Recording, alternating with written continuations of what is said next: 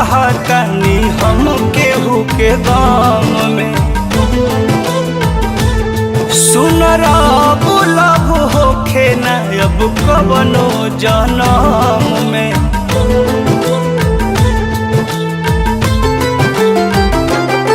दिन रात डूबल रहतनी हम केहू के गम में।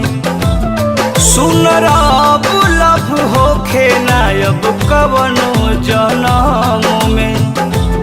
हमरा ऐसन दुलार न चाही देवही के कुछ होई।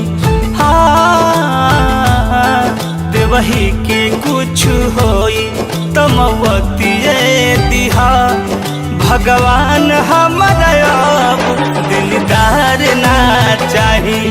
देवही के कुछ होई तमवतिए दिहा भगवान हमरा अब दिलदार ना चाही।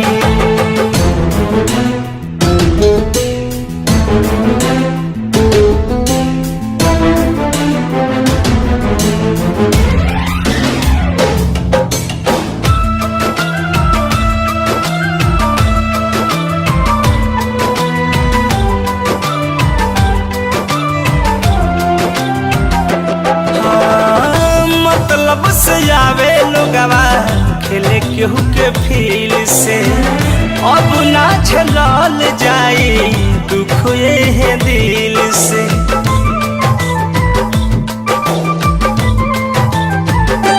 हाँ मतलब से आवे लोगवा खेले केहू के फील से।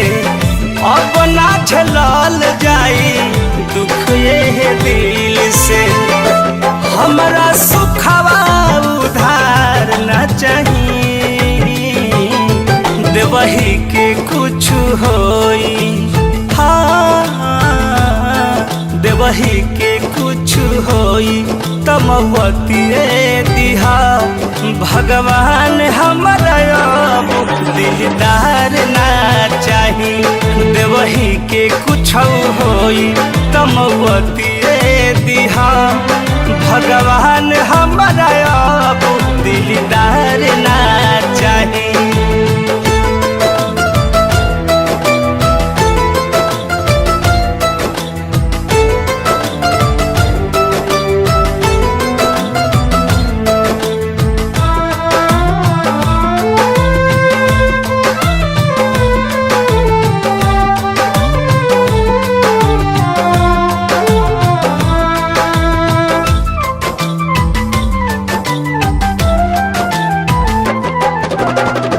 दोष बा सुधाकर प्रमोद हमरे नसीब के।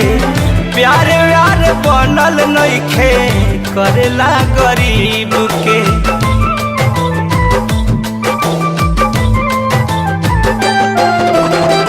दोष बा सुधाकर सतीश हमरे नसीब के।